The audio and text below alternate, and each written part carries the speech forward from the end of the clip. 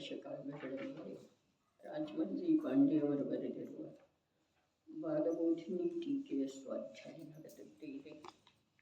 ಮೋಕ್ಷಾಧಿಕಾರದ ತೃತೀಯ ಮಂಗಲ ಕಲಶಿದೆ. ಭಿತ್ವಾ ಸರ್ವಮಪಿ ಸ್ವರಕ್ಷಣಬಲಾತ್ ಭೇತುಂ ಹಿ ಯಚ್ಛಕ್ಯತೆ ಚಿನ್ಮುದ್ರಾಗ್ರಿತನಿರ್ವಿಭಾಗಮಹಿಮಾ ಶುದ್ಧಶ್ಚಿದೇವಾಸ್ಮ್ಯಹಂ ವಿದ್ಯಂತೆ ಅಧಿಕಾರನಾರ್ಯದಿವಾ ಧರ್ಮಾಭಾಯಯದಿ ವಿದ್ಯಂತಾಂ ನ ವಿದಾಸ್ತಿ ಕಾಚನ ವಿಭೋ ಭಾವೇ ಶುದ್ಧೇ ಚಿತಿ. ಚೇತನ ಗುಣಗಳ ಮುಖಾಂತರ ಚಿಹ್ನಿತ ಮಾಡಲಾಗಿರುವಂಥ ಭೇದಗಳಿಂದ ರಹಿತವಾದ ಮಹಿಮೆಯು ಯಾರದಿದೆಯೋ ಅವನೇ ಇದ್ದೇನೆ. ಇಂಥ ಅನುಭವವು ಯಾವ ಪ್ರಕಾರದಿಂದ ಆಗುತ್ತದೆ ಆ ಪ್ರಕಾರ ಹೇಳುತ್ತಾರೆ.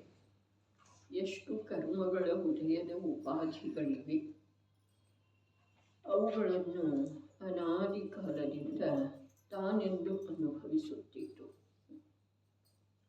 ಅವುಗಳನ್ನು ಪರದ್ರವ್ಯಗಳೆಂದು ತಿಳಿದು ಸ್ವಾಮಿತ್ವವನ್ನು ಇಟ್ಟುಕೊಡಲಾಗಿದೆ.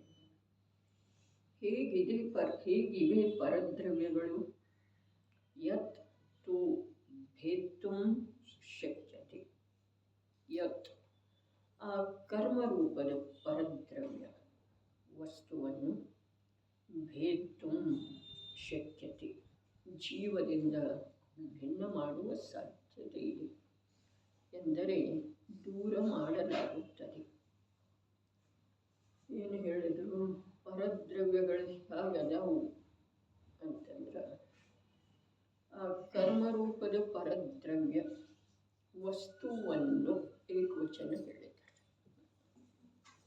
ವಸ್ತುಗಳನ್ನು ಅಂಥೇಳಿ ಹೇಳಲಿಲ್ಲ. ವಸ್ತುವನ್ನು, ಪರದ್ರವ್ಯ ವಸ್ತುವನ್ನು ಜೀವದಿಂದ ಭಿನ್ನ ಮಾಡುವ ಸಾಧ್ಯತೆ ಇದೆ. ಅವು ಹೇಗಿದವು, ಅವು ಎಂಥವದವು ಅದನ್ನೇನು ಹೇಳಲಿಕ್ಕೆ. ಅವು ಬಂಧದ ಕಾರಣದವು, ಅವು ದುಃಖರೂಪದವು, ಅವು ಕ್ಷಣಭಂಗುರದವು, ಅವು ಜಡ ಇದ್ದವು, ಇದೇನು ಹೇಳಲಿಲ್ಲ. ಹೇಗಿದವು ಆ ಪರದ್ರವ್ಯ ಅಂತಂದ್ರೆ ಅವುಗಳನ್ನು ಜೀವದಿಂದ ಭಿನ್ನ ಮಾಡೋ ಸಾಧ್ಯ ಇದೆ. ಅವುಗಳನ್ನಲ್ಲ, ವಸ್ತುವನ್ನು, ಅದನ್ನು ಏಕವಚನ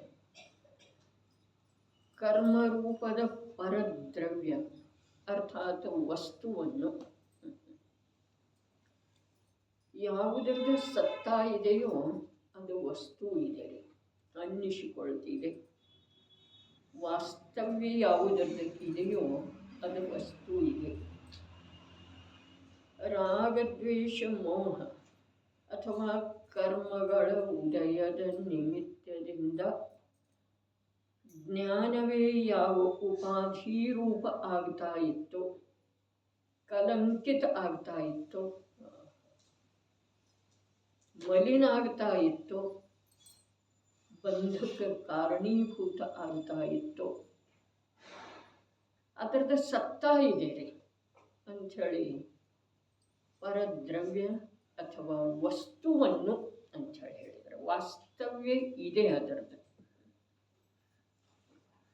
ಅದರ ವಾಸ್ತವ್ಯ ಹೇಗಿದೆ?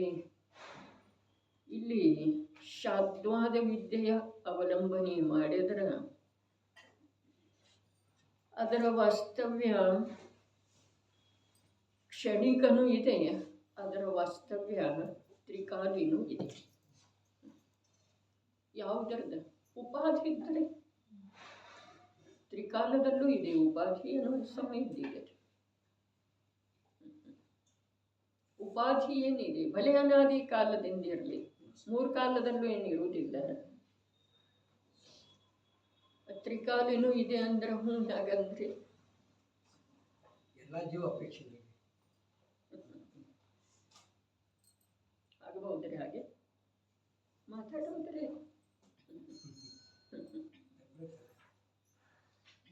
ದೃಷ್ಟಾಂತ ಹಿಂದೆ ನಮ್ಮ ಕೈಗೆ ಬಂದಿರುವಂಥ ಕನ್ನಡ ಗ್ರಂಥದಲ್ಲಿ ಬಂದದ್ದು ಇದೆ.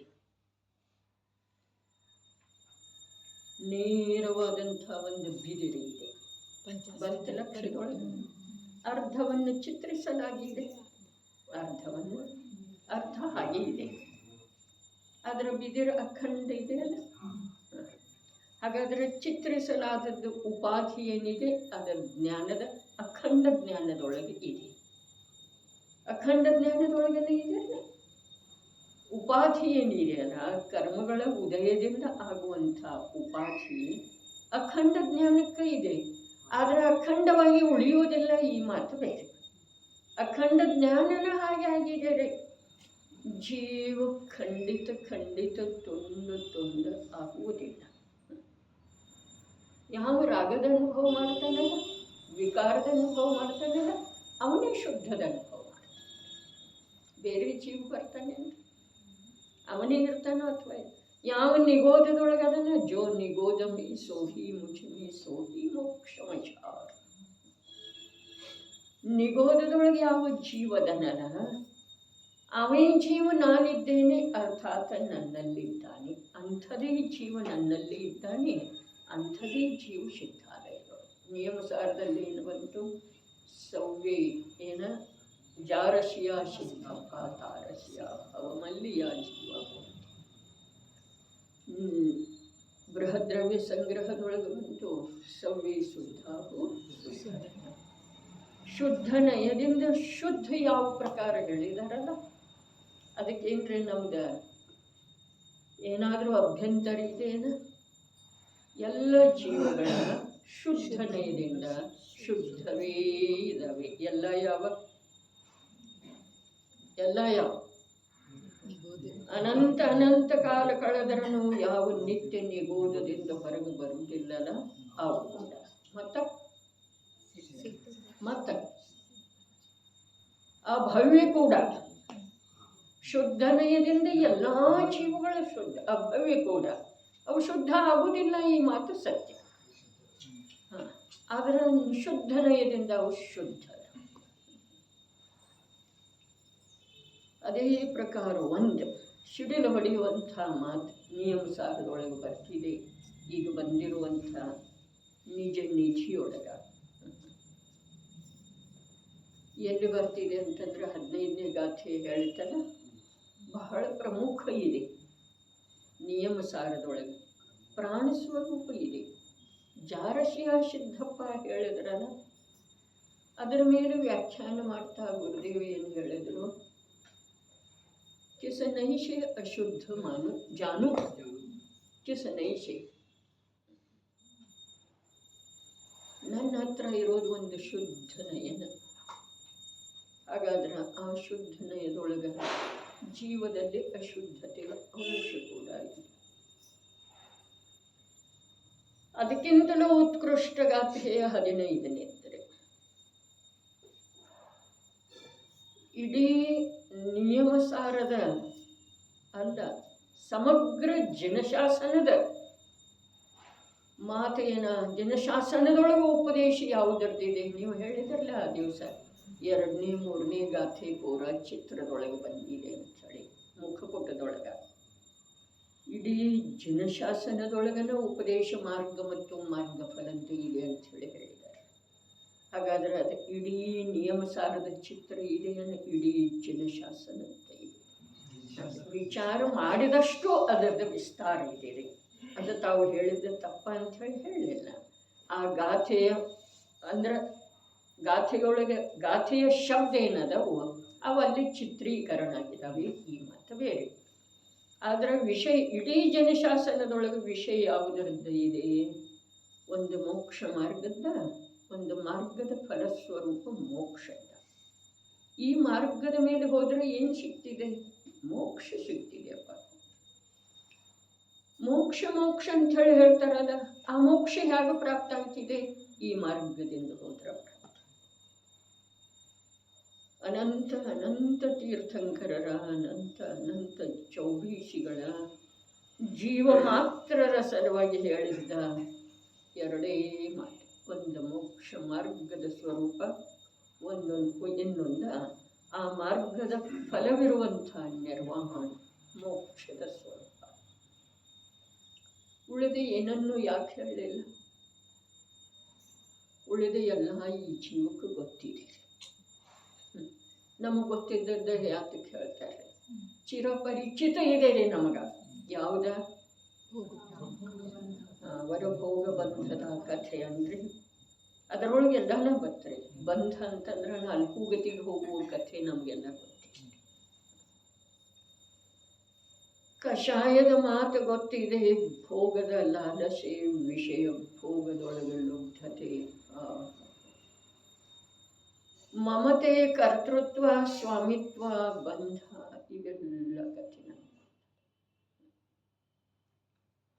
ಆದರೆ ನಮಗೆ ಇದುವರೆಗೆ ಗೊತ್ತಿಲ್ಲದೆ ಇರುವಂಥದ್ದೇನ ಅಂತಂದ್ರೆ ನನ್ನ ಸುಖದ ಮಾರ್ಗ ಎಂಥದ್ದಿದೆ, ಆ ಮಾರ್ಗದಿಂದ ಹೋದರೆ ಎಂಥ ಸುಖ ಪ್ರಾಪ್ತ. ಇಲ್ಲಿ ವಸ್ತು ಇದೆ ಅಂಥೇಳಿ ಹೇಳಿದ್ರೆ ಇನ್ನೊಂದು ವಿಷಯ ಮಧ್ಯದೊಳಗೆ ಏನು ಬಂತು? ನಿಯಮಸಾರದೊಳಗೆ ಸವ್ವೇ ಶುದ್ಧಾಹು ಶುದ್ಧನಯ. ಇದರದ ನಮ್ಮ ಬುದ್ಧಿ ಮೇಲೆ ಸಂಸ್ಕಾರ ಸ್ವಲ್ಪ ಅಧಿಕ ಆಗಿರುವುದರಿಂದ ಇದರ ಕುರಿತಾಗಿ ನಮ್ಮಲ್ಲಿ ಯಾವ ಅಭ್ಯಂತರ ಇಲ್ಲ. ಆದ್ರೆ ಆ 15ನೇ ಗಾಥೆಯ ಚರ್ಚೆ ಮಾಡುವ ವೇಳೆದೊಳಗೆ ಪದ್ಮಪ್ರಭಮಲಧಾರಿ ದೇವರ ಶಬ್ದದ ಆಧಾರದಿಂದ ಹೇಳಿದರೆ ಏನ? ಎಲ್ಲ ಜೀವಗಳಲ್ಲಿ ವಿಭಾವ ವ್ಯಂಜನ ಪರ್ಯಾಯ ಇದೆ. ಎಲ್ಲ ಜೀವಗಳ ಶುದ್ಧದ ಅಶುದ್ಧ ನಯದಿಂದ ಅಂತ ಹೇಳಿದರು. ಎಲ್ಲ ಜೀವಗಳಲ್ಲಿ ವಿಭಾವ ವ್ಯಂಜನ ಪರ್ಯಾಯ ಇದೆ. ಸಿದ್ಧರಲ್ಲೇ ಇದೆ ಅಂಥೇಳಿ ಸಿದ್ಧ ಮಾಡಿದ್ದಾರೆ. ನೈಗಮನಯದಿಂದ, ಭೂತ ನೈಗಮನಯದಿಂದ. ಈಗ ಯಾವ ಪ್ರಕಾರ ವಸ್ತು ಹೇಳ್ತಲ್ಲ ಅಖಂಡ ಇದೆ, ವಾಸ್ತವ್ಯ ಇದೆ. ಜೀವ ವಸ್ತುವಿನ ವಾಸ್ತವ್ಯ ಇದೆ 3 ಕಾಲದಲ್ಲೂ. ಉಪಾಧಿ ರೂಪ ಯಾವುದಾಗ್ತಾ ಇದೆ? ಜೀವ ವಸ್ತುವೇ ಆಗ್ತಾ ಇದೆ.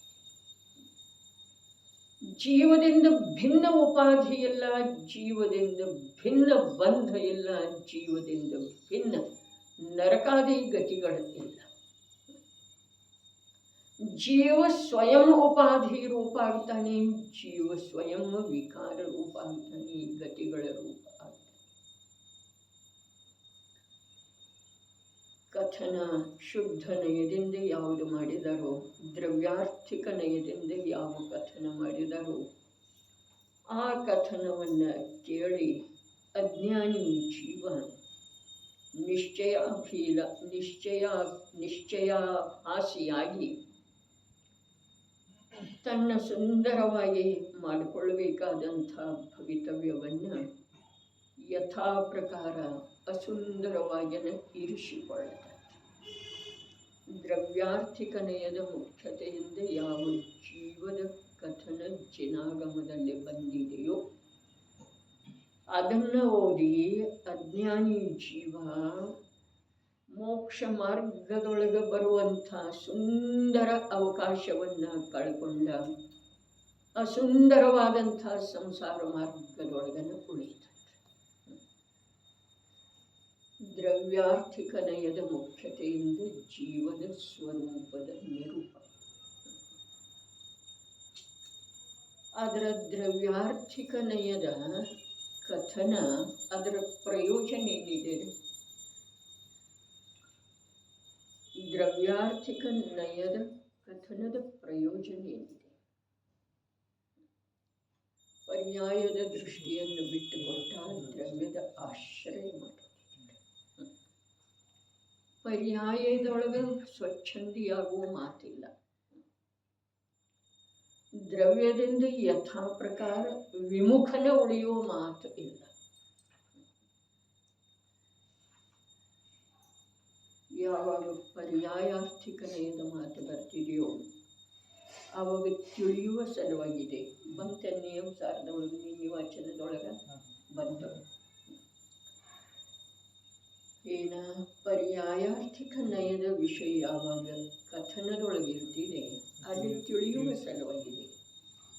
ದ್ರವ್ಯಾರ್ಥಿಕ ನಯದ ಕಥನ ಎಲ್ಲಿ ಇರ್ತಿದೆಯೋ ಅಲ್ಲಿ ಆಶ್ರಯ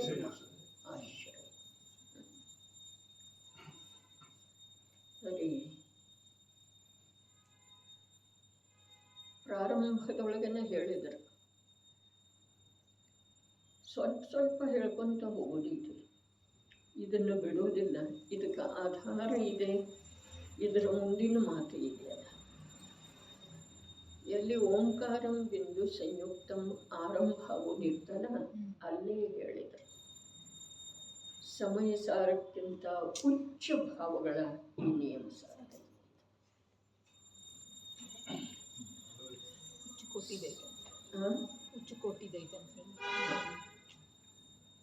ಉಚ್ಚ ಭಾವಗಳ ಸಮಯ ಸಾರಕ್ಕಿಂತ ಉಚ್ಚ. ಸಮಯ ಸಾರದೊಳಗ ಶುದ್ಧಾತ್ಮನ ಪರಿಚಯ ಇದೆ. ನಿಯಮಸಾರದೊಳಗ ಶುದ್ಧಾತ್ಮನ ಅನುಭೂತಿ ಪೂರ್ವಕ ಮಾರ್ಗದ ಮೇಲೆ ಸಾಗೋದಿದೆ. ಸಾಕ್ಷಾತ್ ಮೋಕ್ಷದವರೆಗೆ ಹೋಗೋದಿದೆ. ಬರೀ ಮಾರ್ಗದ ಪ್ರಾಪ್ತಿ ಮಾಡಿಕೊಂಡು ದೀಕ್ಷಾ ತಗೊಂಡ ಕೆಲಸ ಮುಗಿತು, ಅನುಭೂತಿ ಸಂಪನ್ನ ಜೀವ ಅಷ್ಟೇ ಅಲ್ಲ, ಮಾರ್ಗದ ಫಲವನ್ನು ಪಡ್ಕೊಳ್ಳೋದಿದೆ. ಮಾರ್ಗದ ಫಲವನ್ನು ಪಡ್ಕೊಳ್ಳುವ ಸಲುವಾಗಿನ ಮಾರ್ಗದ ಮೇಲೆ ಬಂದಂತೆ. ಅದಕ್ಕೆ ಜನರಂಜನೆಯ ವಿಷಯ ಅಲ್ಲ, ಮನೋರಂಜನೆಯ ವಿಷಯ ಅಲ್ಲ, ಮಾರ್ಗದ ಪ್ರಾಪ್ತಿ. ಅದರ ಪ್ರತ್ಯಕ್ಷ ಮಾರ್ಗದ ಫಲವನ್ನು ಪಡ್ಕೊಳ್ಳುವ ಸಲುವಾಗಿ, ಪ್ರಾಪ್ತ ಮಾಡಿಕೊಳ್ಳುವ ಸಲುವಾಗಿ ಮಾರ್ಗದ ಪ್ರಾಪ್ತಿ ಮಾಡಿಕೊಂಡಂತೆ ಇದೆ. ಅಪ್ಪಾಜಿಗಳು ಪದ್ಮಪ್ರಭ ಮಲ್ದಾರದೀಶ್ ಹೇಳ್ತಾರಲ್ಲ, ಕುಂದು ಕಾರ್ಯ ಹೇಳಿದಾಗ ಇವರು ಕಾರಣ ಹುಡುಕಿ ಹೇಳ್ಕೊಂತ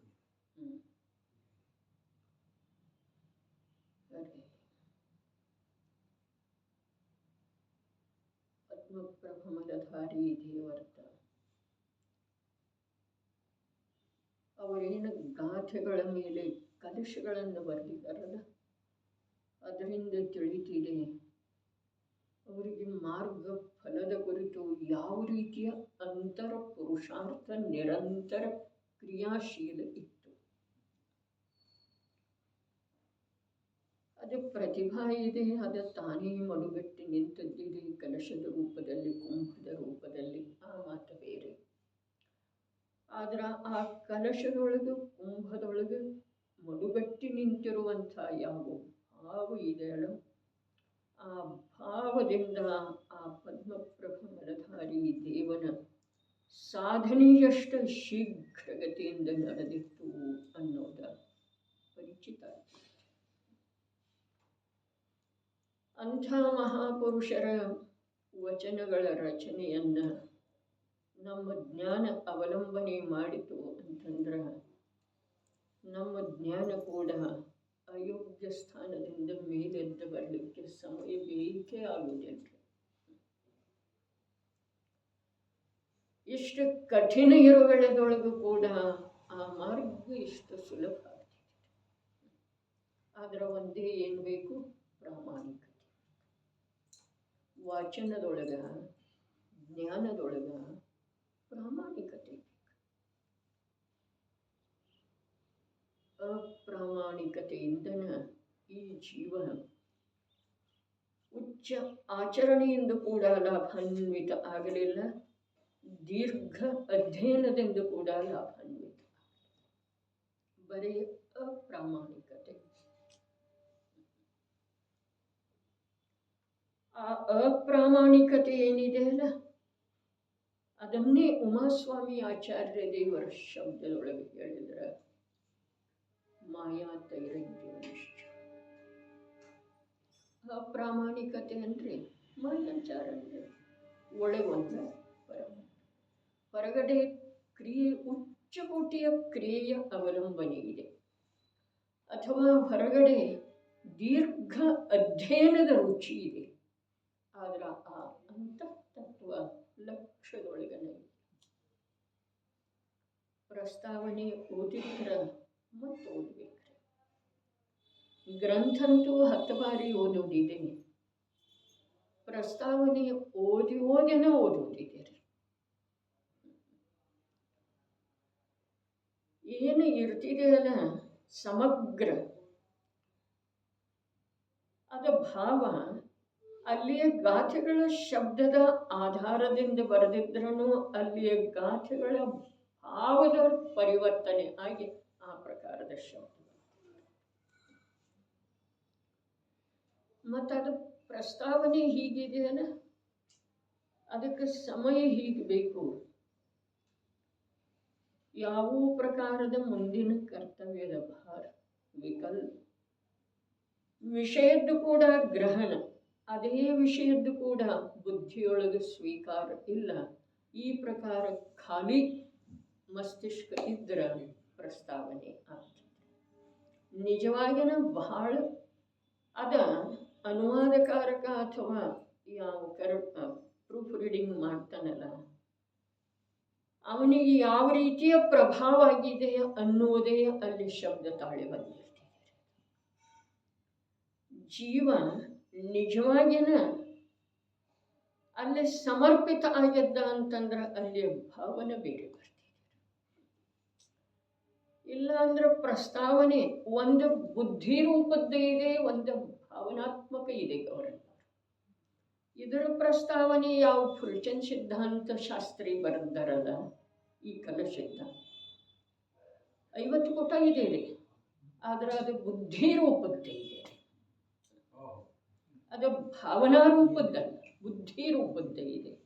ಅದೇ ಪ್ರಕಾರ ಸರ್ವಾರ್ಥ ಸಿದ್ಧಿಯ ಮೇಲೆ 130 ಪೇಜ್ ಇದೆ ರೀ ಅವ್ರದ್ದು ಪ್ರಸ್ತಾವನೆ. ನಾವು ಹಾಕಿಲ್ಲ, ಯಾಕೆ ಅಂತಂದ್ರೆ ಮೊದಲೇ ಇಷ್ಟು ದೊಡ್ಡ ಗ್ರಂಥ ಆದಂತೆ ಇದೆ. ಅವರ ಹಿಂದಿಯವರು ಸಣ್ಣ ಟೈಪ್ ಹಾಕಿರ್ತಾರಲ್ಲ, ನಾವು ಅದನ್ನು ಹಾಕಲಿಲ್ಲ. ಯಾಕೆ ಅಂದ್ರೆ ಅಷ್ಟು ಪ್ರಸ್ತಾವನೆ ಓದುವಷ್ಟ ನಮ್ಮಲ್ಲೇ ಏನಿಲ್ಲ. ಬುದ್ಧಿಯೊಳಗ ಒಂದು ತೀಕ್ಷ್ಣತೆ ಅನ್ರಿ, ಅದ ಬುದ್ಧಿಯನ್ನು ಅಲ್ಲಿ ತೊಡಗಿಸುವುದಾದ ಬುದ್ಧಿಗೆ ಆ ಪ್ರಕಾರದ ಅಭ್ಯಾಸ ಇಲ್ಲ. ಅದರ ಸಲುವಾಗಿ ಆ ಪ್ರಸ್ತಾವನೆಯನ್ನು ನಾವು ಹಾಕಲಿಲ್ಲ. ಇದರದ್ದು ಹಾಕಿದೆ, ಇದು 50 ಪೇಜ್ ಇದೆ. ಇದರ ಪ್ರಸ್ತಾವನೆ ಓದಿ ನೋಡ್ರಿ.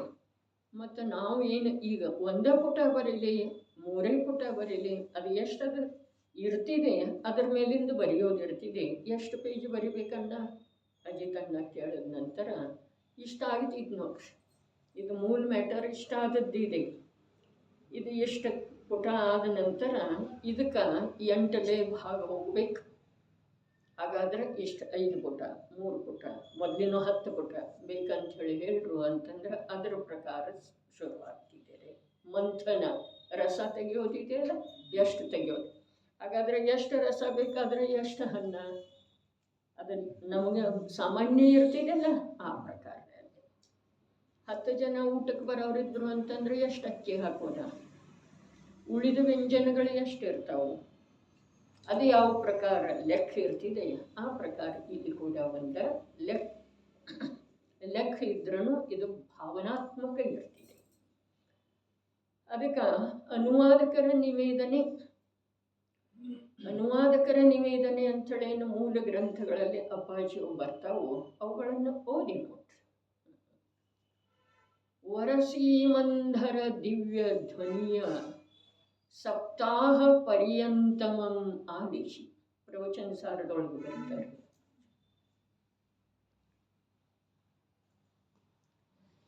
ಅದ ಯಾವ ಮೂಲ ಗುಜರಾತಿಕಾರರು ಇದ್ದರಲ್ಲ ಅವರಲ್ಲಿ ಆ ಮಾತು ಇರಲಿಲ್ಲ ಅಂತಂದ್ರೆ ಅವರಲ್ಲಿ ಆ ಪ್ರಕಾರದ ವಿವೇಕ ಇಲ್ಲ ಅಂಥೇಳಿ ನಾನು ಹೇಳ್ತಾ ಇಲ್ಲ. ಆದ್ರೆ ಆ ಅನುವಾದಕನಲ್ಲೇ ಯಾವ ಒಂದು ತನ್ನದೇ ಆದಂಥ ಭಾವ ಸೃಷ್ಟಿಯಾಗ್ತಿದೆಯಲ್ಲ ಆ ಗ್ರಂಥದ ಮಾಧ್ಯಮದಿಂದ ಅದರ ಅನುಸಾರ ಬರೀತಾರೆ. ಅದು ಒಂದು ಪದ್ಯನೇ ಐತಿ, ಒಂದೇ ಸಾಲ ಹೇಳೇನ. ವರಸಿ ಮಂಧರನಾಥರ ದಿವ್ಯ ಧ್ವನಿಯಂ ಸಪ್ತಾಹ ಪರ್ಯಂತಮಂ ಆಲಿಸಿ ಐತೆ ನಿಲ್ಲಿ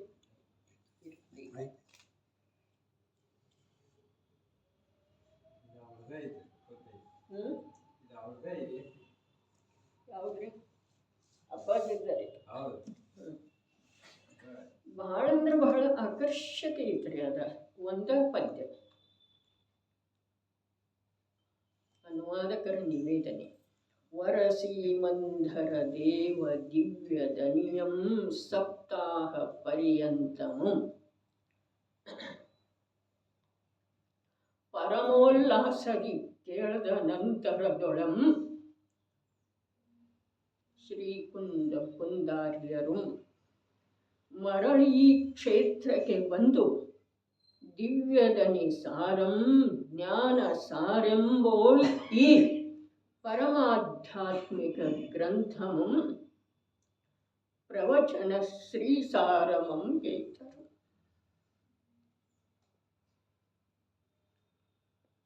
ಎಲ್ಲಿ ಇರ್ಬೇಕವರ? ಹೊನ್ನೂರು ಪ್ರಭೆ ಬರೆದ ನಂತರ ಹೇಳಿದರು ಅವರು ಜೊತೆಗೇನೆ ಇದ್ದಿಲ್ಲ, ಕುಂದರ ಜೊತೆಗೇನ ಅಂಥೇಳಿ ಹೇಳಿದರು ಅವರು.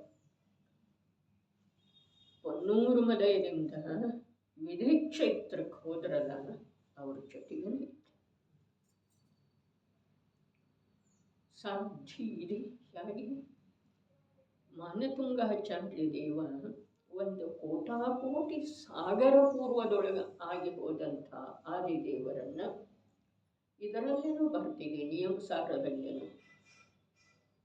ಮೊದಲನೇ ಗಾಥೆ ಆದ ನಂತರ ಜಯತಿ ಜಗತಿ ವೀರ ಶುದ್ಧ ಭಾವಾಸ್ತಮಾಗ್ರ ಇದೇನ ಕಲಶ.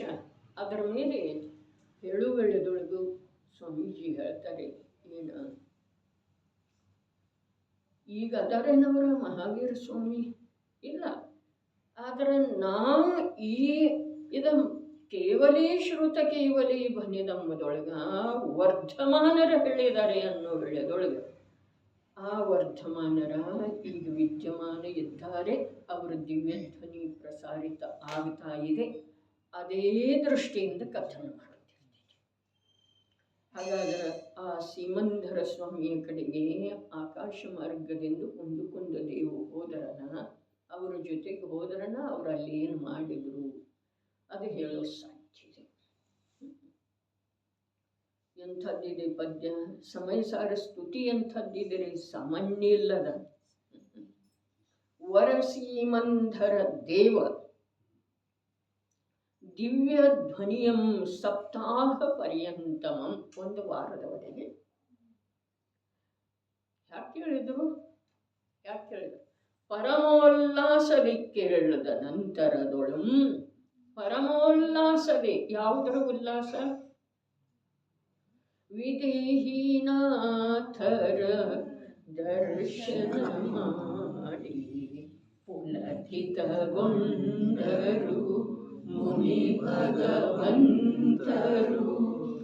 ಆತ್ಮನ ಅದ್ಭುತ ಶಕ್ತಿಯ ಕಂಡು ಉತ್ಸುಕರಾದರು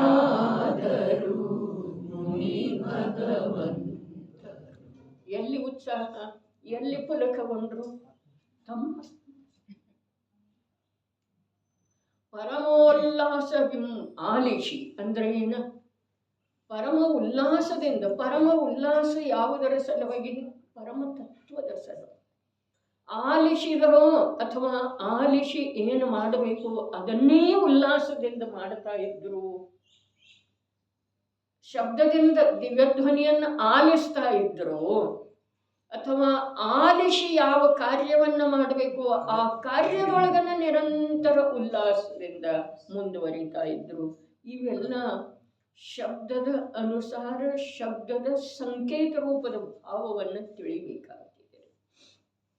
ಪರಮೋಲ್ಲಾಸದಿ ಕೇಳದ ನಂತರದೊಳಂ ಶ್ರೀಕುಂದ ಕುಂದಾರ್ಯರು ಮರಳಿ ಈ ಕ್ಷೇತ್ರಕ್ಕೆ ಬಂದು, ಈ ಭರತ ಕ್ಷೇತ್ರಕ್ಕೆ ಬಂದು ಏನು ಮಾಡ್ರು? ದಿವ್ಯಧ್ವನಿ ಸಾರಂ ಜ್ಞಾನ ಸಾರೆಂಬೋಲ್ ಈ ದಿವ್ಯಧ್ವನಿ ಸಾರೋ ಅಥವಾ ಜ್ಞಾನದ್ದೇ ಸಾರು ಅನ್ನುವಂಥ ಈ ಪರಮಾಧ್ಯಾತ್ಮಿಕ ಗ್ರಂಥಮಂ ಪ್ರವಚನ ಶ್ರೀಸಾರಮಂ ಹೇಳ್ತಾರೆ. ಹಳೆ ಕನ್ನಡದೊಳಗೆ ಪದ್ಯ ರಚನೆ ಮಾಡ್ತಾರೆ. ಪರಮ ಆಧ್ಯಾತ್ಮಿಕ ಗ್ರಂಥ. ಪ್ರವಚನ ಸಾರ, ಪ್ರವಚನ ಶ್ರೀ ಸಾರಮಂ. ಇದು ಓದಿ ನೋಡುವ ಹಾಗೆ ಇದೆ. ಏನ ಅನುವಾದಕರ ನಿವೇದನೆ.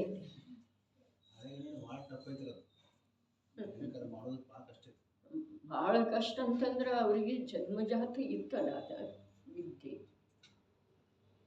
ಅದಕ್ಕೆ ಎಷ್ಟೋ ಜನರು ಹೇಳ್ತಿದ್ರು, ಈಗ ಈ ಭವದಲ್ಲಿ ಕಲಿತುಕೊಂಡದ್ದಲ್ಲ, ಇದು ಪೂರ್ವ ಭವದಿಂದ ತಂದಿರುವಂಥದ್ದನ್ನು ಇದೆ. पूर्वभव मधल असणार संस्कार, परंतु तसलं कवित्व शक्ती वगैरे नाही.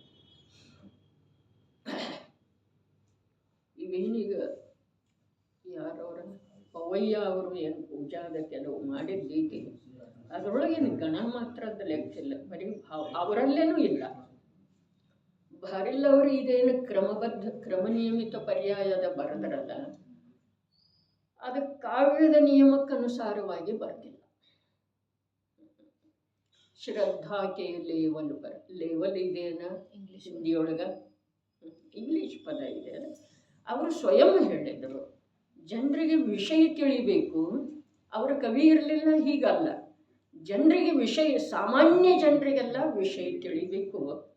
ಎಲ್ಲರಿಗೂ ಕವಿಯ ಕ್ಲಿಷ್ಟ ಭಾವದ ಪ್ರಯತ್ನ ಮಾಡೋದು ಕಾವ್ಯದ ನಿಯಮ ಇರ್ತಿದೆ. ಅವ್ರು ಸ್ವಯಂ ಹೇಳಿದ್ರು. ಮೊದಲಾದ್ರೂ ಅವರೇನು ಬರೆದ್ರಲ್ಲ, ಏನ 12 ಅನುಪ್ರೇಕ್ಷೆ ಅದ, ಅವು ಯಾವ ಕಾವ್ಯದ ನಿಯಮದ ಅನುಸಾರವಾಗಿ ಇಲ್ಲ. ಆದರೆ ಅಪ್ಪಾಜಿ ಏನು 5 ಪರಮಾಗಮಗಳದ್ದು ಗಾಥಾನುವಾದ ಮಾಡಿದ್ರಲ್ಲ, ಅವರು ಯಶ್ಪಾಲನ್ನ ಎಷ್ಟೋ ಬಾರಿ ಇದು ಹೀಗಾಗ ಅವರು ಹೇಳ್ತಿದ್ರು. ಕಾವ್ಯದ ನಿಯಮಕ್ಕನುಸಾರವಾಗಿ ನೋಡಿದರೆ ಈ ಹಿಂದಿಯಲ್ಲಿ ಈ ಪ್ರಕಾರದ ದೋಷ ಬರ್ತಿದೆ, ಗುಜರಾತಿಯಲ್ಲಿ ಈ ಪ್ರಕಾರದ ಲೋಪ ಇದೆ, ಸ್ಪಷ್ಟ ಹೇಳ್ತಿದ್ದಾರೆ. ಅವ್ರು ಹೇಳ್ತಿದ್ದಾರೆ, ಯಾವ ಮೊದಲನೇ ಪಾದದೊಳಗೆ ಎಷ್ಟು ಮಾತ್ರ ಇರಬೇಕು, ಎರಡನೇ ಪಾದದೊಳಗೆ ಎಷ್ಟು ಮಾತ್ರ ಇರಬೇಕು. ಆ ಕಾವ್ಯದ್ದು ಏನು ಅಭ್ಯಾಸ ಅವರು ಮಾಡಿದ್ದಾರೆ. ಕೇಶರಾಜ ವರ್ಣಿಯ ಶಬ್ದಮಣಿ ದರ್ಪಣ ಅಂಥೇಳಿ ಏನದ ಕೋಶ ಇದೆ ರೀ. ಈ ಜೈನೇಂದ್ರ ವರ್ಣಿಯ ಯಾವ ಜೈನೇಂದ್ರ ಕೋಶ ಅದಾವಲ್ಲ, ಸಿದ್ಧಾಂತ ಕೋಶ, ಆ ಪ್ರಕಾರ ಕೇಶರಾಜ ವರ್ಣಿ ಕಾವ್ಯದೊಳಗೆ ಹೇಳಿದನ್ರಿ. ಅವ ಏನ ಕಾವ್ಯದೊಳಗೆ ಪದ್ಯದೊಳಗೆ ಹೇಳಿದಾನೆ. ಶಬ್ದದ ಅರ್ಥ ಹೇಗೆ ಮಾಡೋದು, ಶಬ್ದ ಎಲ್ಲಿಂದ ಉತ್ಪನ್ನ ಆಗ್ತಿದೆ, ಇದು ಕಾವ್ಯದೊಳಗೆ ಹೇಳಿದನ್ರಿ. ಕನ್ನಡದೊಳಗೆ ಕೇಶರಾಜ ವರ್ಣಿ ಅಂಥೇಳಿ ಶಬ್ದಮಣಿ ದರ್ಪಣ, ಶಬ್ದರೂಪದ ರತ್ನಗಳನ್ನು ನೋಡುವ ಸಲುವಾಗಿ ಇದು ದರ್ಪಣ ಇದ್ದ ಹಾಗೆ. ಎಂಥ ಜ್ಞಾನಿಗಳಾಗಿ ಹೋಗಿದ್ದಾರೆ. ನಾವು ಎಷ್ಟು ಕ್ಷುದ್ರ ಮತ್ತು ನಮ್ಮ ಜ್ಞಾನದ ವಿಷಯ ಎಷ್ಟು ಹೀನರೇ. ಅದಕ್ಕೆ ನಾವು ಎಷ್ಟೊಂದು ಅಭಿಮಾನ ಪಟ್ಕೊಳ್ತೇವೆ. ವಿಷಯ ಎಂಥದ್ದು ಹೀನ ನೀಚ ವಿಷಯ ರೀ. ದೇಹವೇ ಮೊದಲ ಹೀನ ವಸ್ತು. ಇನ್ನು ದೇಹಕ್ಕೆ ಸಂಬಂಧಿಸಿದ ಪದಾರ್ಥಗಳಲ್ಲಿ ಮೂರ್ಛಿತ ಇರೋದ, ಇದು ಜೀವರಾಜನಿಗೆ ಎಷ್ಟು ಶೋಭೆ. ಶೂರ ವಿಕ್ರಮ ಪರಾಕ್ರಮೆ ಬಂತೇನ್ರಿ ಅದೆಲ್ಲ. ಬಂತಲ್ಲ, ಅವ ಏನು ಪುಣ್ಯ ಪಾಪ ಮಾಡುವಂಥವಿಲ್ಲ. ವಿಕ್ರಮ ಪುಣ್ಯ ಪಾಪಗಳನ್ನು ಮೀರಿ ಶುದ್ಧ ಭಾವ ಮಾಡುವಂಥ ಜೀವನ. ವಿಕ್ರಮಾದಿತ್ಯ ವಿಕ್ರಮ ರಾಜ ಆಗಿ ಹೋಗಿದ್ದಾನೆ.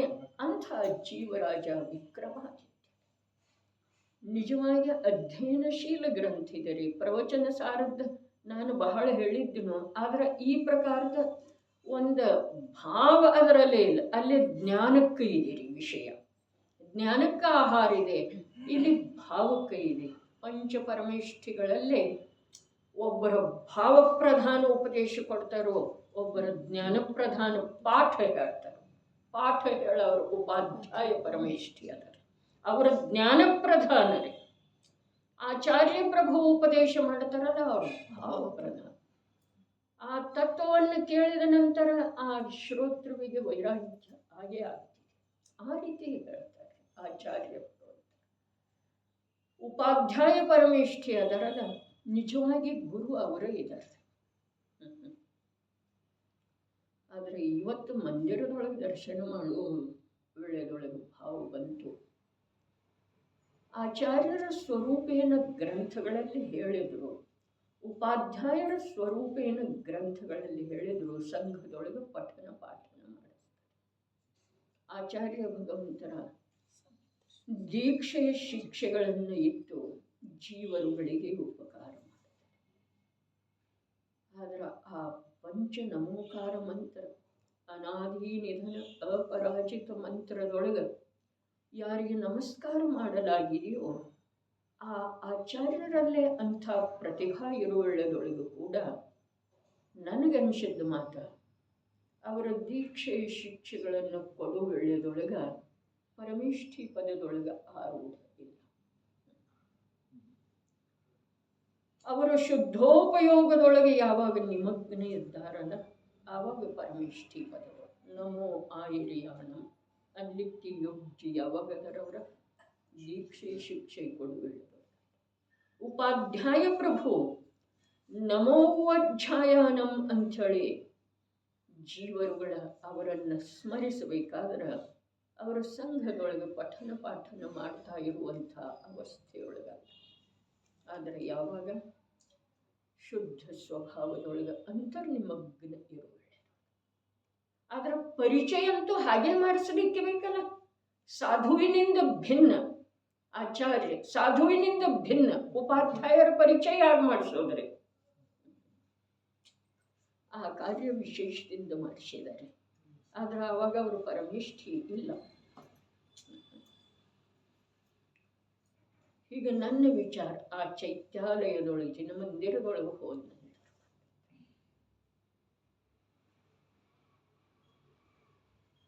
ಇದನ್ನು ಈಗ ಇಲ್ಲಿ ಏನು ನಡೆದದ್ದಿದೆ, ವಸ್ತು ಪರದ್ರವ್ಯ. ಯಾವುದು ಪರದ್ರವ್ಯ? ಯಾವುದು ಪರದ್ರವ್ಯ? ಕರ್ಮ ಅಂತ ಹೇಳಿ ಹೇಳ್ತಾರೆ. ಪರದ್ರವ್ಯ ಯಾವುದು? ಉಪಾಧಿ. ಉಪಾಧಿನೇ ಪರದ್ರವ್ಯ ಇದೆ. ಪರದ್ರವ್ಯದೊಳಗೆ ದೇಹನೂ ಬಂತು, ಜ್ಞಾನಾವರಣಾದಿನೂ ಬಂದು, ಸಂಯೋಗದೊಳಗಿರುವಂಥ ಚೇತನಗಳು ಬಂದು.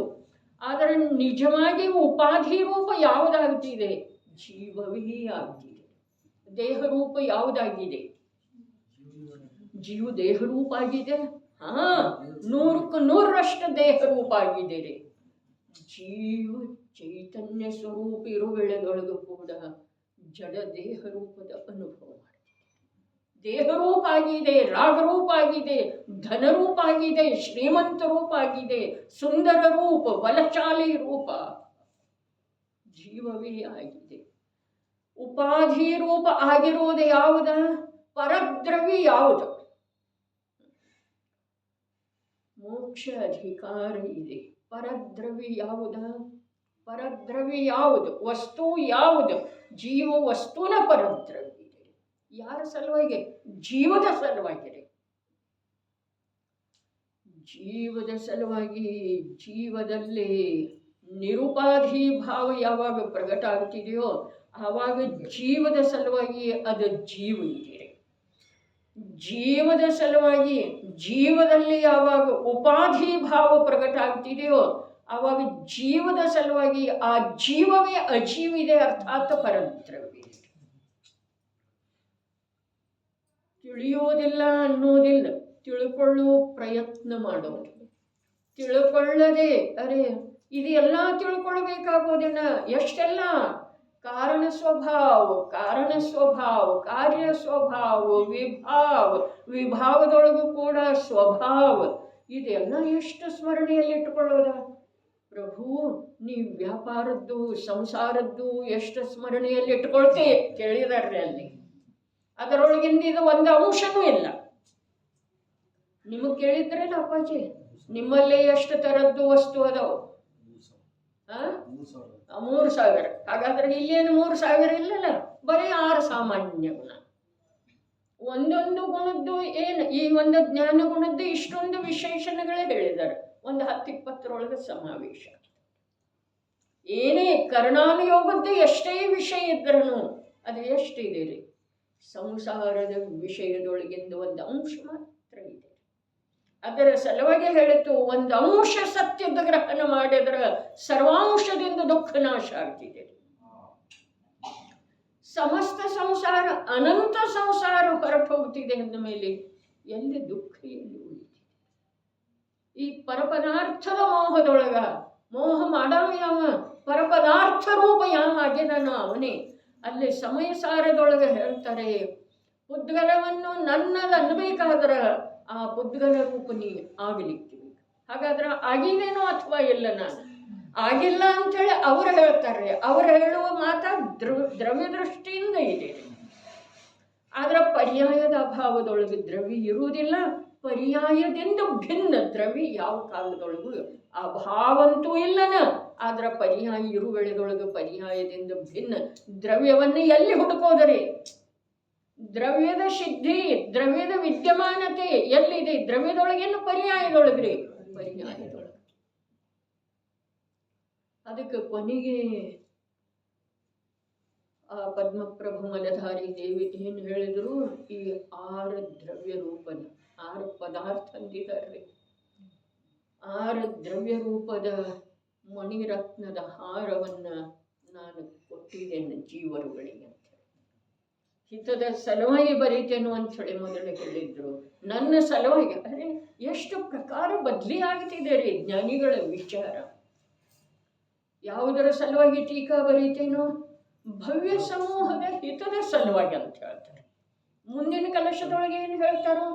ನನ್ನ ಮನಸ್ಸು ಪದೇ ಪದೇ ಪದೇ ಪದೇ ಉತ್ಸಾಹಿತ ಆಗ್ತಾ ಇದೆ ಇದನ್ನ ಬಗ್ಗೆ. ಪುನಃ ಪುನಃ ಉತ್ಸಾಹಿತ ಆಗ್ತಾ ಇದೆ. ಹಾಗಾದ್ರೆ ಯಾರ ಸಲುವಾಗಿ ಬಂದ್ವಿ? ನಾನು. ಕುಂದಾಚಾರ್ಯ ದೇವರ ಮಾತು ಹೇಳಿದ್ರು ಭವ್ಯರ ಸಲುವಾಗಿ. ಕೊನೆಗೇನು ಹೇಳಿದ್ರು? ನೀಯ ಭಾವನ. ಭವ್ಯರದ ಕಾರ್ಯ ಯಾವಾಗ ಆಗ್ತಿದೆ, ಎಷ್ಟಾಗ್ತಿದೆ ಇದು ಗೊತ್ತಿಲ್ಲ. ಆದರೆ ನನ್ನ ಕಾರ್ಯ ಆಗ್ಬೇಕು.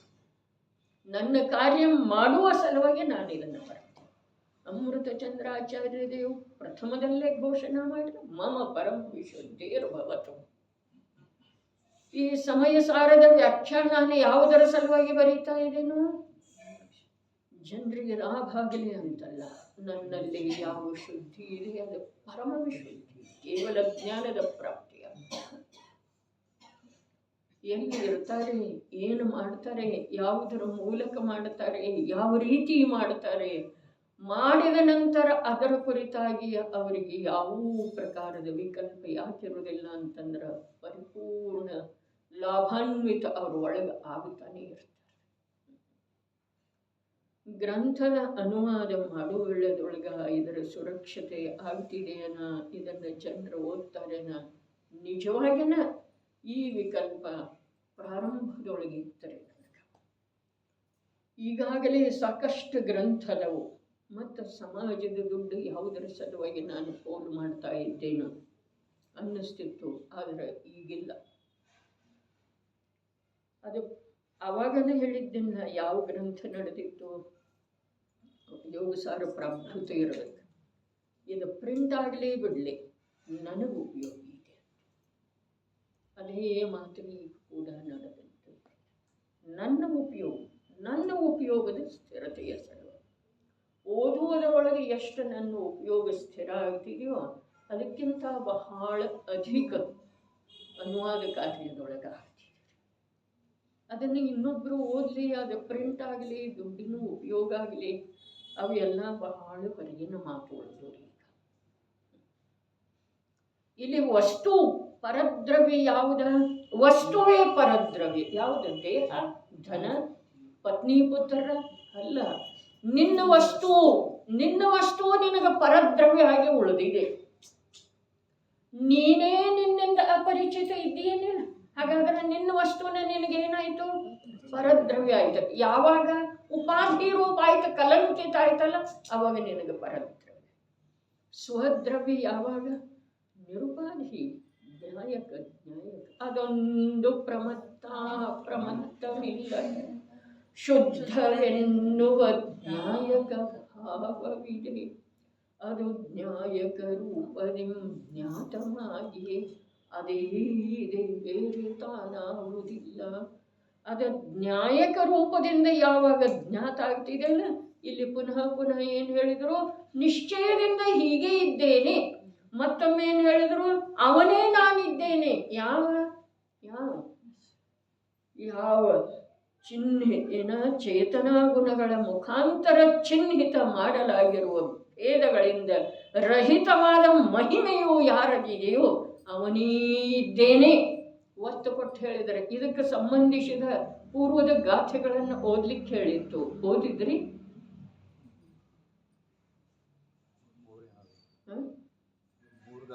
ಮೂರು ಓದಿದ್ರಿ? ಮೂರು ಓದ್ಲಿ, ಎರಡು ಓದ್ಲಿ, ಒಂದು ಓದ್ಲಿ, ಓದಿದ್ರೇನ ಇಷ್ಟ.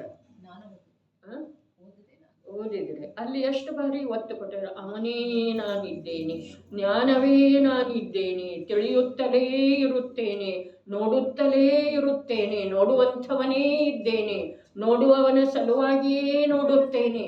ಎಷ್ಟ್ರಿ ಇಷ್ಟಿಷ್ಟು ದೊಡ್ಡ ಪ್ಯಾರಾದೊಳಗ ಒಂದೇ ಒಂದೇ ಒಂದೇ ಶಬ್ದದ ಬದಲಾವಣೆ ಆದರೂ ಪ್ರತಿಯೊಂದರ ಮೇಲೆ ಒತ್ತು ಕೊಡಲಾಗಿದೆ. ಹಾಗಾದರೆ ಟೀಕಾಕಾರ ಅಮೃತ ಚಂದ್ರದೇವು ಎಲ್ಲಿಂತಂದ್ರೆ ಮತ್ತು ರಾಜಮಲ್ ಪಾಂಡೆ ಎಲ್ಲಿಂತಂದ್ರೆ ಕುಂದ್ರೆ ಹೇಳಿದ ಮಾತನ್ನ ಹೇಳಲಿಕ್ಕೆ ಹೊರಟಿದ್ದಾರೆ. ನೋಡುವವನಿಗಾಗಿಯೇ ನೋಡುತ್ತೇನೆ ಎಂಥ ಶಬ್ದದವರೇ ಅಮೃತ ಚಂದ್ರಾಚಾರ್ಯರು. ಟೀಕಾಂತ ಅನುವಾದ ಬಿಟ್ರೆ ಸಂಸ್ಕೃತ ಮೇಲೆ ನೋಡ್ರಿ ತಿಳಿಯುವ ಹಾಗೇನೇ ಇದೆ. ಏವ ಇದೆ ಪ್ರತಿಯೊಂದು. ಅದಕ್ಕೆ ಅಭ್ಯಾಸ ಬೇಕು, ವಚನ ಸಾಕು, ಅಭ್ಯಾಸ ಬೇಕ್ರಿ.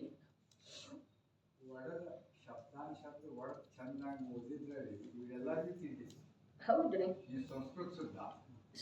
ಅದು ಹಂಗ ಓದೋದಿರ್ತೈತರಲ್ಲ ಅಣ್ಣ, ತಿಳಿಯೋ ಹಾಗೇನ.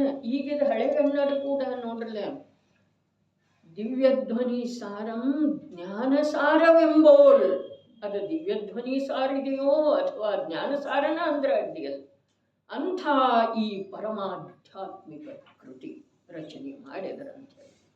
ಇದು ಪರಮ ಅಧ್ಯಾತ್ಮ ಎಲ್ಲಿದೆ? ಜ್ಞಾನದೊಳಗೆ ಅಧ್ಯಾತ್ಮ ಇದೆ ರೀ. ಯಾಕೆಂದ್ರೆ ಆತ್ಮ ಜ್ಞಾನವನ್ನು ಹೊರತುಪಡಿಸಿ ಬೇರೆ ಏನು ಇಲ್ಲನರ್ರಿ. ಜ್ಞಾನ ಪ್ರಧಾನ ಗ್ರಂಥ ಅಂದ್ರು ಪ್ರವಚನ ಸಾರಕ್ಕ. ಆದ್ರೆ ಜ್ಞಾನ ಯಾರಲ್ಲೇ ಇದೆ? ಆತ್ಮನಲ್ಲೇ ಇದೆ. ಆತ್ಮನಲ್ಲೇ ಏನಿದೆ? ಒಂದು ಜ್ಞಾನವೇ ಇದೆ. ಸರಿ, ಆ ನಯ ಪ್ರಜ್ಞಾಪನೆಯೊಳಗೆ ಹೇಳಿದರು. ಆತ್ಮ ಪ್ರಸಿದ್ಧಿಯೊಳಗ 25 ಪುಟ ಬರೀ ಒಂದು ಜ್ಞಾನದ ವರ್ಣನೆ ಮಾಡಿದ್ದಾರೆ ಪ್ರಾರಂಭದೊಳಗೆ. ಆಮೇಲೆ ಬರ್ತಿದೆ ಜೀವತ್ವ ಶಕ್ತಿ. ಎಂಥ ಕೃತಿಗಳು ಬಂದೋರಿ, ಎಷ್ಟೆಷ್ಟು ನಮ್ಮ ಜೀವನವನ್ನ ಹಸನು ಮಾಡಿದು.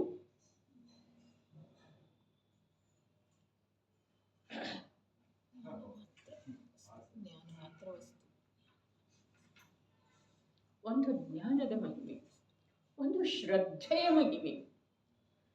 ಜ್ಞಾನವೇ ಶಕ್ತಿಗಳನ್ನು ತಿಳಿತಿದೆ, ಜ್ಞಾನವೇ ಧರ್ಮಗಳನ್ನು ತಿಳಿತಿದೆ. ಅಮೃತ ಚಂದ್ರಾಚಾರ್ಯರ 2 ಕೃತಿಯ ಮೇಲೆ ಟೀಕೆ ಪೂರ್ಣ ಆದ ನಂತರ ಯಾವ ಪರಿಶಿಷ್ಟದ ರೂಪದಲ್ಲಿ 47 ಶಕ್ತಿ ಮತ್ತು 47 ಧರ್ಮ ಬಂದುವಲ್ಲ, ಅದರದ ವಿವರಣೆ ಬಹಳ ಅದ್ಭುತ. ಯಾರು ಓದಿದರೋ ಸಮझने वाले समझ, ನಾ ಸಮझे वो ನಾಡಿ. ತಿಳಿಲಿಕ್ಕೆ ಬೇಕ್ರಿ, ಓದಿದ್ರೆ ಆಗೋದಿಲ್ಲ. ಸಮझना चाहिए, ತಿಳಿಲಿಕ್ಕೆ ಬೇಕು. ಅದಕ್ಕೆ ನಿಯಮಸಾರದಲ್ಲೇನೋ ಹೇಳಿದರು, ಈ ನೀತಿ ನಿಧಿಯೊಳಗ ಸೂಕ್ಷ್ಮವಿದೆ. ಕ್ರಮದಿಂದ ತಿಳಿಯೋಣ ಅಂತ ಹೇಳಿ, ನಿಧಾನವಾಗಿ ತಿಳಿಯೋಣ. ಮತ್ತೊಂದು ಟೀಕೆ ನೋಡೋಣ. ಎಷ್ಟು ಎದುರಿಗೆ ಕೂತು ಮಾತಾಡಿದ ಹಾಗೆ ಇದೆ. ನಮಗೆ ಸಮರ್ಪಣೆಯ ಭಾವ ಬೇಕು ಗುರುಗಳ ಸಲುವಾಗಿ. ಅವರ ಅಮೃತ ಚಂದ್ರರೇ ಇರಲಿ, ಬೇಕಾದ್ರೆ ಇಂದ್ರಭೂತಿರೇ ಇರಲಿ, ನಮಗೆ ನಾಮದಿಂದ ಏನು ಪ್ರಯೋಜನ ಇಲ್ಲ, ವ್ಯಕ್ತಿಯಿಂದ ಏನು ಪ್ರಯೋಜನ ಇಲ್ಲ. ನಮಗೆ ಜ್ಞಾನದ ಜೊತೆಗೆ ಪ್ರಯೋಜನ. ಚೇತನಾ ಗುಣಗಳ ಮುಖಾಂತರ ಚಿಹ್ನಿತ ಮಾಡಲಾಗಿರುವಂತಹ ಭೇದಗಳಿಂದ ರಹಿತವಾದ ಮಹಿಮೆಯು ಯಾರದಿದೆಯೋ ಅವನೇ ಇದ್ದೇನೆ. ಇಂಥ ಅನುಭವವು ಯಾವ ಪ್ರಕಾರದಿಂದ ಆಗುತ್ತದೆ ಆ ಪ್ರಕಾರ ಹೇಳುತ್ತಾರೆ. ಎಷ್ಟು ಕರ್ಮಗಳ ಉದಯದ ಉಪಾಧಿಗಳಿಗೆ ಅವುಗಳನ್ನು ಅನಾದಿ ಕಾಲದಿಂದ ತಾನೆಂದು ಅನುಭವಿಸುತ್ತಿತ್ತು. ಅವುಗಳನ್ನು ಪರದ್ರವ್ಯಗಳೆಂದು ತಿಳಿದು ಸ್ವಾಮಿತ್ವವನ್ನು ಬಿಟ್ಟುಕೊಡಲಾಗಿದೆ. ಯಾವ ಪರದ್ರವ್ಯ? ನಾನೆನ್ನುವ ಭಾವ ಇದೆಯಲ್ಲ, ಅದು ಪರದ್ರವ್ಯ. ನಾನೆನ್ನುವ ಭಾವ, ಅರೆ ಅದ ಭಾವ ಆಧಾರದೊಳಗಿಲ್ಲಲ್ಲ, ಅದಕ್ಕೆ ಆಧಾರ ದ್ರವ್ಯ ಇದೆ, ದ್ರವ್ಯ ಇದೆ, ವಸ್ತು ಇದೆ, ವಾಸ್ತವ್ಯ ಇದೆ. ಆ ಭಾವ ಹೊರಟು ಹೋಯ್ತು, ಅದರನ್ನು ಆ ವಸ್ತು ಇದೆ. ಅದರ ಸಲುವಾಗಿ ಸ್ವತಂತ್ರ ಬಂಗ್ಲೋ ಇದಾವಲ್ಲ, ಅದರ ಬೆಲೆ ಯಾಕೆ ಹೆಚ್ಚ? ಮನೆ ಬಿದ್ದು ಹೋದ್ರೂ ಭೂಮಿ ಇದೆ ರೀ, ಅಪಾರ್ಟ್ಮೆಂಟ್ ಅದಾವ, ಅಲ್ಲಿ ಏನಿದೆ ರೀ ಅಧಿಕಾರ ಅಂತ? ಭೂಮಿ ಬೇಕ್ರಿ. ಮೊದಲಿನ ಮಂದಿ ಕೇಳ್ತಿದ್ರಲ್ಲ ಭೂಮಿ ಜಮೀನು, ಯಾಕೆ ಅಂತಂದ್ರೆ ಏನಿಲ್ದಿದ್ರೂ ಕೂಡ ಭೂಮಿ ಇತ್ತು ಅಂತಂದ್ರೆ ಆದ್ರೆ ಹಾಗೆ ಅವ್ರದ್ದು ಮನೋಸ್ಥಿತಿ ಇತ್ತು, ಮನೋ ವಿಚಾರ ಇತ್ತು. ಭೂಮಿ ಇಲ್ಲ ಅಂತಂದ್ರೆ ಜೀವನಿಗೆ ಆಧಾರ ಇಲ್ಲ. ಅದೇ ಪ್ರಕಾರ ಇಲ್ಲಿ ಸಮಯಸಾರ ಏನು ಇದೆಯಲ್ಲ, ಧರ್ಮದ ವೃಕ್ಷ ನೆಡುವ ಭೂಮಿ ಇದೆ. ಧರ್ಮದ ವೃಕ್ಷವನ್ನ ಅಥವಾ ಧರ್ಮದ ಫಸಲನ್ನ ಬೆಳೆಯುವಂಥ ಭೂಮಿ ಇದೆ ಸಮಯಸಾರ. ನಿಯಮಸಾರದೊಳಗೆ ಫಸಲ ಇದೆ, ಫಲ ಇದೆ. ಅನಾದಿ ಕಾಲದಿಂದ ತಾನೆಂದು ಅನುಭವಿಸುತ್ತಿತ್ತು. ಇನ್ನೊಂದ್ಸಲ ನಡೆಯಿರಿ, ಎಷ್ಟು ಕರ್ಮಗಳ ಉದಯದ ಉಪಾಧಿಗಳಿವೆ, ಉದಯದ ಉಪಾಧಿಗಳಿವೆ. ಉದಯದ ಉಪಾಧಿ ರೋಗಿ ದೇಹ, ಕುರೂಪಿ ದೇಹ, ಸಪ್ತ ಧಾತುಯುಕ್ತ ದೇಹ. ಇದು ಕರ್ಮದ ಉಪಾಧಿ ಇದೆ ಅಂದ್ರೆ, ಕರ್ಮದ ಉದಯದ ಉಪಾಧಿ ಯಾವುದು? ಅದರಿಂದ ಯಾವುದು ದುಃಖ ಅನುಭವ ಮಾಡ್ತಾ ಇದೆಯಲ್ಲ, ಅದು ಉಪಾಧಿ ಇದೆ. ಆ ದೇಹ ಉಪಾಧಿ ಇಲ್ಲ, ಅದರ ಆರೋಪ ಅದರ ಮೇಲೆ ಮಾಡಲಾಗುತ್ತದೆ. ಅದರಿಂದ ಯಾವುದೇ ದುಃಖದ ಅನುಭವ ಮಾಡ್ತಾ ಇದೆಯಲ್ಲ, ಅದು ಉಪಾಧಿ ಇದೆ. ದುಃಖ ಉಪಾಧಿ ಇದೆ, ದುಃಖದ ಕಾರಣ ಉಪಾಧಿ ಇದೆ, ದುಃಖ ಉಪಾಧಿ ಇದೆ. ದುಃಖ ಯಾರಿಗಿದೆ? ದೇಹಕ್ಕಿದೆ, ಜೀವಕ್ಕೆ. ಮೊನ್ನೆ ಬಂತನ, ದೇಹಕ್ಕೇನು ದುಃಖ ಆಗ್ತಿದೆ, ಜೀವ ಪಾಪ ಮಾಡ್ತಾನೆ. ಮೊನ್ನೆ ಅಪ್ಪಾಜಿ ಪ್ರವಚನದೊಳಗೆ ಬಂತ್ರಿ, ಶ್ರುತ ಪಂಚಮಿಯ ದಿವಸ ಪಾಪ ಜೀವ ಮಾಡ್ತಾನೆ. ಭೋಗಿಸ್ತಾರೆ ಯಾರ? ದೇಹ ಭೋಗಿಸ್ತಿದೆ, ಜೀವರೇ. ನರಕಕ್ಕೆ ಯಾರು ಹೋಗ್ತಾರೆ? ಈ ದೇಹದಿಂದ ಕಳವು ಮಾಡ್ತಾನೆ, ಈ ದೇಹದಿಂದ ಕುಶೀಲ ಸೇವನೆ ಮಾಡ್ತಾನೆ. ನರಕಕ್ಕೆ ಹೋಗಿ ಯಾರು ಭೋಗಿಸ್ತಾರೆ? ಈ ದೇಹ ಅಂತೂ ಇಲ್ಲೇ ಭಸ್ಮ. ದುಃಖ ಅದರ ಫಲವನ್ನು ಯಾರು ಭೋಗಿಸ್ತಾರೆ? ಜೀವ. ಯಾವ ಮಾಡಿದನೋ ಅವನು ಭೋಗಿಸ್ತಾನೆ, ಯಾವ ಮಾಡಿದನೋ ಅವನು ವಸ್ತು ಅದನು, ಯಾವ ಭೋಗಿಸ್ತಾನೋ ಅವನು ವಸ್ತು ಅದನು, ಯಾವ ಮಾಡುವುದನ್ನು ಬಿಡುತ್ತಾನೋ ವಸ್ತು ಅದನು, ಯಾವ ಸಹಜ ಸುಖಕ್ಕೆ ಪ್ರಾಪ್ತ ಆಗ್ತಾನೋ ಅವನು ವಸ್ತು ಅದನು. ಯಾವ ಕಾಲದೊಳಗನು ಅವನ ವಾಸ್ತವ್ಯ ಇದೆ, ಅವನು ದ್ರವ್ಯ ಅದಾನ, ಅವನು ಪರದ್ರವ್ಯ ಅವನೇ, ಸ್ವದ್ರವ್ಯ ಅವನೇ. ಸಿದ್ಧವರ ಕೂಟದೊಳಗ ಸಪ್ತ ತತ್ವದ ಹೇಳುವಳ್ಳೆದೊಳಗೆ ಜೀವದ ಯಾವ ವರ್ತಮಾನ ಭಾವ ಇದೆ, ಅದೇ ಅಜೀವ ತತ್ವ ಇದೆ ಅಂತ ಹೇಳಿ. ಅಜೀವ ತತ್ವವೇ ಒಂದು ದಿವಸ ಮೋಕ್ಷ ತತ್ವ ಆಗ್ತಿದೆ. ಅದರ ಸಲುವಾಗಿ ಜೀವಾದಿ ಬಹಿತಚ್ಚ ನಿಯಮಸಾರದೊಳಗ ಹೇಳ್ತಾರೆ.